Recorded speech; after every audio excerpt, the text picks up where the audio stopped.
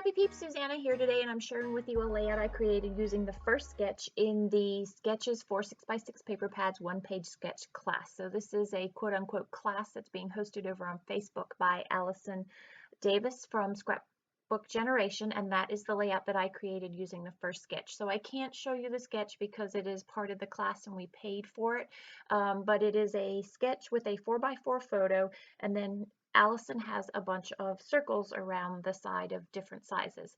So I decided that I wanted to use speech bubbles, and I am using the collection Indigo and Ivy by Pink Paisley. It is a 6x6 paper pad, and what I tried to show you is that I cut out several of the different pattern papers from that 6x6 paper pad, and I cut out a bunch of speech bubbles.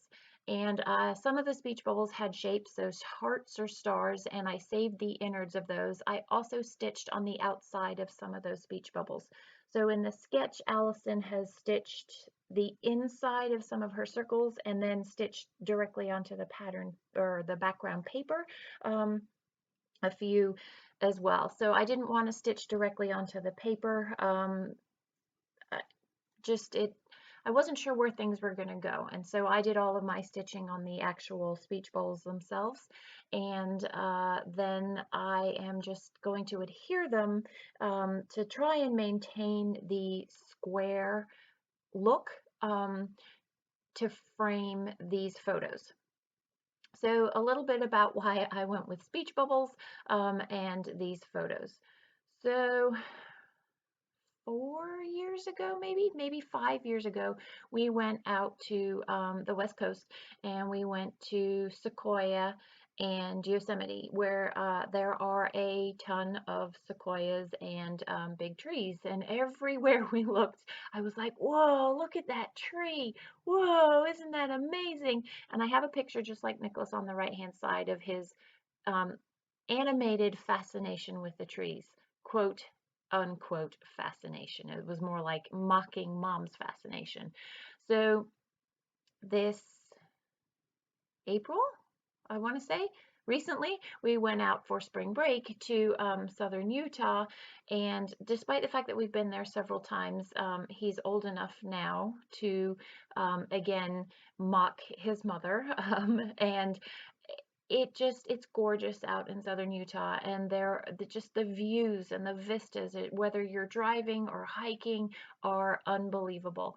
And so he was less than impressed with all of the views that we kept pointing out, because he was like, oh, look, rock, oh, more rock, oh, mom's pointing out more rock. And so here in this picture, he was mocking his mother, who was pointing out rock. And so my intent with these speech bubbles is I want to put rock, rock, rock, look, rock in a lot of the bubbles to just mimic what it was that he said literally the entire trip that we were there. It was funny. It really was funny. And so I have pulled a bunch of different letters, and you can also see the Carrie Bradford. Those are Willow, the font, Bradford stamps, alpha stamps, and I'm going to use those to put rock in each of those speech bubbles. Well, not each of them, but many of them. And then, so that is pretty much going to be where the journaling is. That is the title, really, rock, rock, rock, rock, of the layout. I didn't do rock particularly big in any different font to delineate that, more just because you get the idea. That word is repeated over and over again. And so there's really minimal embellishment on the page because I wanted the emphasis to be on rock. Some of these I have popped up on some foam, again, just for because they are all the same shape for the most part. By popping them up off the page, you delineate, you give some visual interest to it despite all of the same shape. And while the same shapes are different colors and they are slightly different, by having the different depths and the overlapping of the speech bubbles, you get a little bit of you get visual interest on the page there. Um, so when you see the close-ups of this page, also know that it's actually a shimmery, I believe this is basil, and it's called Glass Slipper is the cardstock. It's got a shimmer to it. It's sort of an ivory color and has some shimmer to it. So I have pulled out my go-to alphas that are the October Afternoon really old alphas, as well as some really old Simple Story, just standard plain old letter stickers. And I'm going to put tone on these. Again, I don't want, I want the speech bubbles to be kind of as they are, and that's why I'm doing tone on tone, because you'll see once you see one rock that all of them say rock, and I don't need the layout to be too busy because it's already busy enough with all of the speech bubbles on it. So that is why I went with the tone on tone. I'm going to struggle a little bit with these pinks because it's not really pink, it's kind of, I don't even know what color to call it. Salmon is what I want to say, but salmon is kind of a darker color. So it's a soft pink, and it's really hard to match this soft pink. And so it's almost like a melony kind of, I don't know, a soft salmon crossed with a pink. Anyway, so you can see I have the hot pink out there, and I think that maybe I want to put the hot pink so that you can really see it a little bit more like you see rock. There's the hot pink. But that's too pink. It's not pastel-y enough, which is why I go with the ones that almost look white on top of there. And I don't know why my stickers aren't sticking anymore. It's really starting to become annoying. Why do you buy stickers if they don't stick? They're not called stickers anymore, are they then? Um, so you saw with rock that I used my liquid adhesive to put those down. I think these pink ones, they keep at, I'm sitting, the layout is in front of me. I keep pushing them down. I think I'm going to have to end up sticking those down with liquid adhesive as well. But so you are going to see me apply a lot of letter stickers. It's a great way of using up some stash there. And this layout is really, truly stash busting because this is an older collection. I can't remember, 2 or 3 years ago, 2018. So yeah, 3 years ago. And the only thing that really is more current on this are the stamps from Carrie Bradford that I am going to use. So this, some of the speech bubbles say rock, largely because I didn't have room for look, more rock, but I wanted rock to be the emphasis of the layout. But what I am putting here using my tweezers is look, comma, rock, because that was really what he said most of the time. I have pulled out, once I get all of these letter stickers down, some embellishments from this Indigo and Ivy collection, but it really isn't relevant to travel, rock, boy-y kind of things. And so, and a lot of the embellishments are pretty large. So I'm just going to go with some smaller things. That is also from Pink Paisley from the travel collection, the pink flare there. I don't like, flare is big enough as it is. I don't like it sitting on the foam, so I'm just going to use my Thermal Web Zots to adhere that down. And I always try and make a point when I use my Zots of throwing that clear backing away right away, because otherwise I end up finding it on the floor and the cats are chewing it. Yeah, it ends up being a mess. I've also pulled what just seem to be random puffy stickers. These are Amy Tangerine, and I pulled it because of the camera. They also had hearts in it, which I'm going to stick one down above rock there, but it ends up being too pink, and so I will pull that off. What I will do off camera is I have some black foam thickers that are hearts, and I will put those in.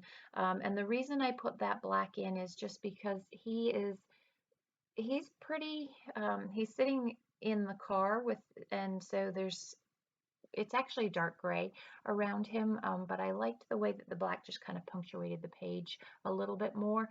The other thing that I'm going to do is I felt like because I had hand stitched some of the speech bubbles, that some of them also needed to be outlined a little bit just to make them pop a little bit more too. And so I am going to use a pen and just outline a few of the bubbles, not all of them. And that will sort of accentuate the page a little bit more. A lot of the embellishments that I put in, the reason that I put them in is to just kind of close up the gaps, because while I didn't want a rigid square border, I did want it to mimic the square 6x6 page that I had there, and make it more square, squarer. I don't think that's a word, but you understand what it is that I'm getting at. So now I have these Carrie Bradford alpha stamps. These are absolutely amazing. They come in a larger size. I think there were 3 sizes. I don't like the super large ones because I tend to use them for titling on my scrapbook pages. And I find the really, really big ones are just, I need them to be, I'm not a big letter gal. I have a few of them, and I find that I use those more in my traveler's notebook pages than I do on my scrapbook pages. So I have confined myself, limited myself to just getting these smaller alpha sets, but I love Carrie Bradford's alpha sets. So again, it's just rock, literally. I have my Pink Fresh, I have the squares, the inks, in a art bin. It's a 12 by 12 sort of flat art bin, and they're grouped by family. And so I have that sitting on the left-hand side of me, and I'm just going to, again, like I did with the letter stickers, stamp tone on tone. I do have, I did look rock in gray, and it's not perfect stamping because it is up on foam, but I'm not going to worry about it. You know, I toy with the idea of going back over it, but I can never get that right, and so I decided that it was just better to leave it as it is, and it kind of adds to that sort of worn look of rock, which is perfect, right? Um, so again, this is a sketch-inspired layout. Allison has used circles, and I have gone with speech bubbles. And that's one of the things I wanted to point out that's great about sketches is sketches, you know, if you're stuck, they're a great way of kind of getting your creative juices flowing. It's like a warm-up exercise, but they also don't have to be a set determined thing with a set determined outcome. You can do whatever you want with a sketch. And so I have it interpreted that instead of one 4x4 photo, I printed it as a 4x4 square. And I also have interpreted it as using speech bubbles instead of circles. And Allison has a long title on the bottom right hand side of her photo, or that's where the title is in the sketch, and I don't have a title because my title is literally scattered all throughout the layout. And I could put a title there, I could have put rock there again, but I felt that doing that took away from the rock all over. And no, I have not journaled. My intent had been, as I was creating, to journal in one of the speech bubbles, only I literally have filled every single bubble, and there's nowhere to put the journaling. So at this point, I think what I'm going to do is I'm going to write out my journaling and see if I have enough journaling to go all the way around the outside border of the layout so that it would then frame the layout. And I might just write the story on the back of the page, which is probably what I will end up doing, because I'm not very good at spacing things, and I don't want to come up with story just to fill going all the way around the page. I want my storytelling to be easy, and if it's a struggle, then I don't do it, which means I don't tell the story, which means I am not staying true to why I scrapbook. And so I think that's why I'll just go with journaling on the back. Had I thought about it earlier, I would have put a hidden tag behind the photo so that that could hold the journaling, and I could still probably go back in and do that. So that is still TBD. So again, this is a class. Once a week there will be a new sketch, so hopefully once a week I will be sharing with you my latest sketch inspired layout. Enjoy the close-ups. Thanks for stopping in today. If you have any questions, don't hesitate to leave them in the box down below. As always, I look forward to seeing you again soon. Take care.